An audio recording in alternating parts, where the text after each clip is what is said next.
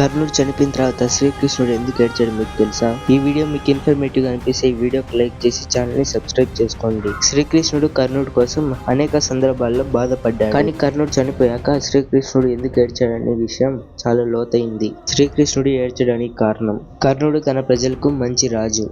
అతను ధర్మాన్ని పాటించడానికి, తన గౌరవాన్ని అర్పించడానికి సిద్ధంగా ఉండేవాడు. కృష్ణుడు తన దైవిక శక్తితో కర్ణుడి లోపం, తన బాధను చూశాడు. అతను కేవలం తన మార్గాన్ని మార్చడానికి చాలా ప్రయత్నించాడు. కానీ అప్పటికే కర్ణుడు దుర్యోధనుడు ఒకరి కోసం ఒకరు ప్రాణాలు ఇచ్చుకునే స్నేహితులాగా మారారు.